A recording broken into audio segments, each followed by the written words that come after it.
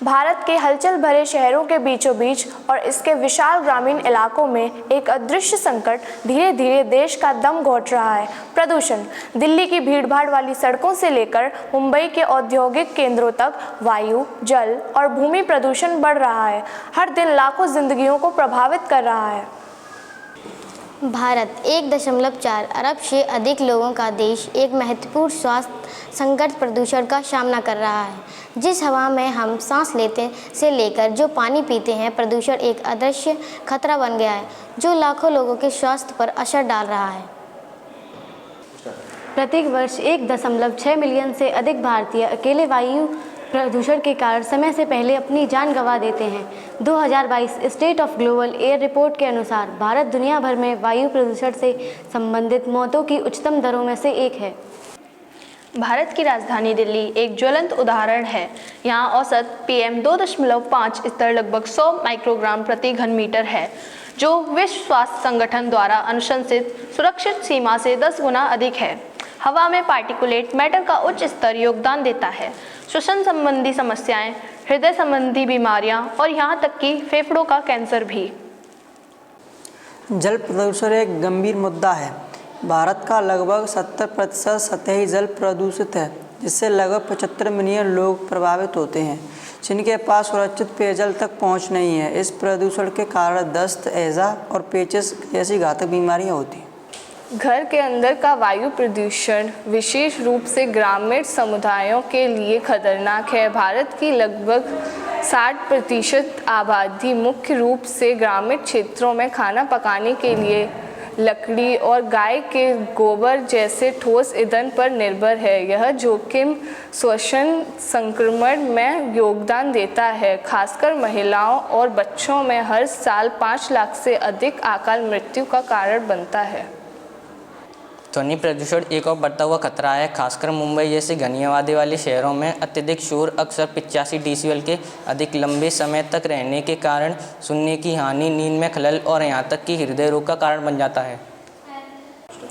रासायनिक उर्वरकों, कीटनाशकों और औद्योगिक कचरे से मृदा प्रदूषण खाद्य सुरक्षा को प्रभावित करता है। मिट्टी में कैडमियम और सीसा जैसी जहरीली धातुएं फसलों को प्रभावित करती हैं, जिससे बच्चों में विकास संबंधी विकारों सहित दीर्घकालीन स्वास्थ्य समस्या पैदा होती हैं। हम प्रदूषण से सीधे जुड़े अस्थमा, हृदय रोग और कैंसर के मामलों में चिंताजनक वृद्धि देख रहे हैं। यह सिर्फ शहर की समस्या नहीं है, ग्रामीण क्षेत्रों को अपने स्वयं के अनूठे जोखिमों का सामना करना पड़ता है। सरकार ने राष्ट्रीय स्वच्छ वायु कार्यक्रम NCAP शुरू किया है, जिसका लक्ष्य सबसे प्रदूषित शहरों में 2024 तक वायु प्रदूषण के स्तर को 20 से 30% तक कम करना है। लेकिन तेज़ी से शहरीकरण और बढ़ती औद्योगिक गतिविधियों के साथ चुनौती बहुत बड़ी बनी हुई है।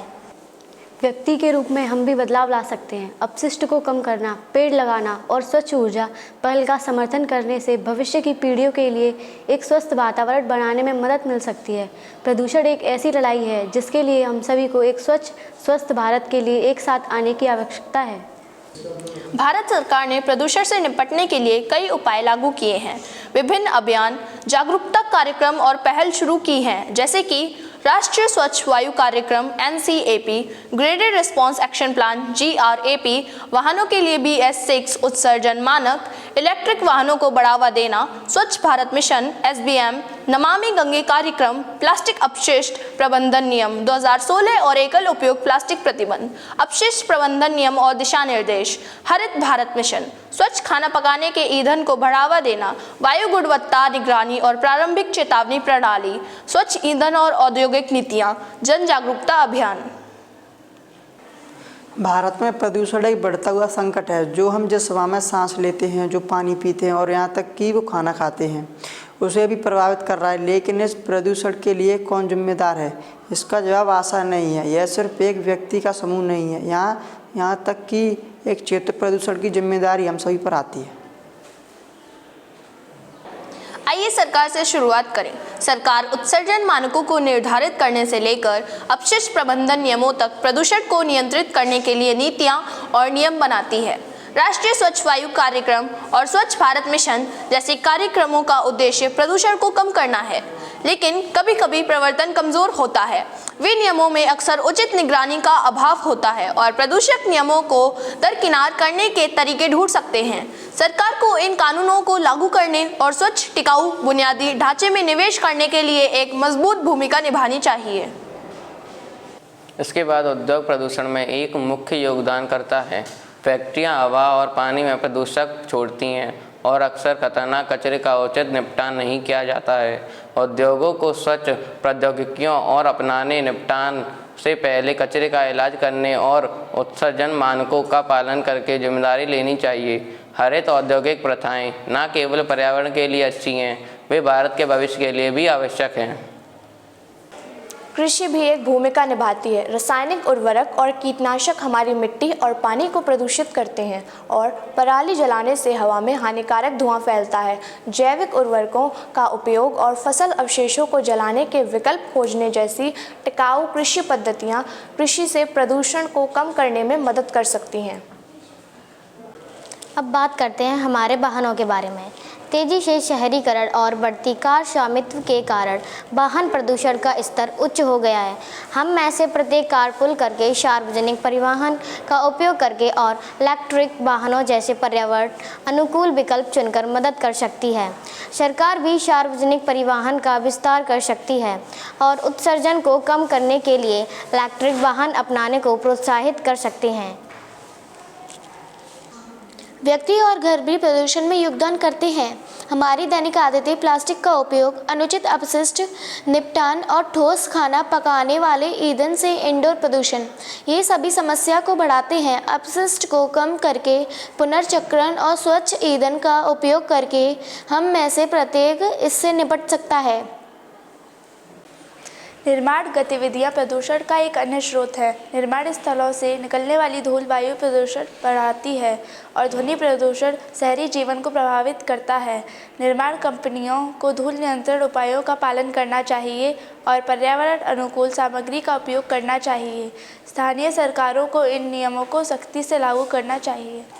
फिर कचरा प्रबंधन है। अकुशल कचरा संग्रहण और निपटान प्रथाओं के कारण खुले में डंपिंग और जलाना होता है, जो हवा और मिट्टी को प्रदूषित करता है। प्रभावी कचरा संबंध का अर्थ है कचरे को अलग करना, रिसाइकलिंग और उचित उपचार। यह नागरिकों, कचरा प्रबंधन अधिकारियों द्वारा साझा की जाने वाली एक जिम्मेदारी है। प्रदूषण हर किसी की जिम्मेदारी है। सरकार, उद्योगों, किसानों, वाहन मालिकों और प्रत्येक व्यक्ति को प्रदूषण कम करने के लिए एक साथ आना होगा। इस संकट को हल करने का अर्थ है सहयोग, जवाबदेही और भारत के लिए स्वच्छ स्वस्थ भविष्य के प्रति प्रतिबद्धता। प्रदूषण आज हमारे सामने सबसे बड़ी चुनौतियों में से एक है। जो हम जिस हवा में सांस लेते हैं, जो पानी पीते हैं और हमारे पैरों के नीचे की धरती को प्रभावित कर रहा है। लेकिन सवाल यह है कि हम प्रदूषण को कैसे रोक सकते हैं। अच्छी खबर यह है कि हम ऐसा कर सकते हैं। अंतर यह सिर्फ एक व्यक्ति का काम नहीं है, यह हम सभी का काम है। साथ मिलकर काम करना है। सबसे पहले हमें स्वच्छ नवीकरणीय ऊर्जा की ओर जाने की ज़रूरत है। जीवाश्म ईंधन से दूर जाकर और सौर, पवन और जल विद्युत ऊर्जा को अपनाकर हम अपनी हवा को प्रदूषित करने वाले हानिकारक उत्सर्जन को कम कर सकते हैं। जितना अधिक हम स्वच्छ ऊर्जा का उपयोग करेंगे, हम कोयले और तेल पर उतना ही कम निर्भर होंगे, जो वायु प्रदूषण में प्रमुख योगदान करता है। इसके बाद आइए परिवहन के बारे में बात करें। कारें, ट्रक और बसें प्रमुख प्रदूषणकारी हैं। खासकर शहरों में इस प्रदूषण को कम करने के लिए हम सार्वजनिक परिवहन, कारपूल, पैदल या साइकिल का उपयोग कर सकते हैं।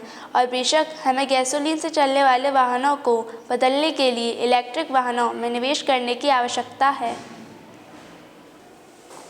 अपशिष्ट प्रबंधन प्रदूषण को कम करने में एक बड़ी भूमिका निभाता है। हमें कम करने, पुनः उपयोग करने और पुनः चक्रण से शुरुआत करनी चाहिए। हमारे कचरे को बायोडिग्रेडेबल और गैस बायोडिग्रेडेबल डिब्बे में अलग करना और प्लास्टिक और कांच जैसी सामग्रियों को रिसाइकिल करना काफ़ी हद तक संभव हो सकता है। लैंडफिल और नदियों में जाने वाले कचरे की मात्रा कम करें। टिकाऊ कृषि एक और महत्वपूर्ण समाधान है। हानिकारक कीटनाशकों और उर्वरकों से दूर जाकर जैविक खेती के तरीकों को अपनाकर हम मिट्टी और जल प्रदूषण को कम कर सकते हैं। इसके बजाय खाद का उपयोग करने जैसे सरल अभ्यास रसायन हमारी भूमि और पानी के स्वास्थ्य को संरक्षित करने में मदद कर सकते हैं। वायु को स्वच्छ करने के लिए वनरोपण महत्वपूर्ण है। शहरों में सड़कों के किनारे और खुले स्थानों पर अधिक पेड़ लगाने से कार्बन डाइऑक्साइड को अवशोषित करने में मदद मिलती है और हमें सांस लेने के लिए स्वच्छ ऑक्सीजन मिलती है। शहरी हरे स्थान जैसे पार्क और उद्यान ऐसा कर सकते हैं। इससे शहर भी शांत होंगे और प्रदूषण का स्तर भी कम होगा।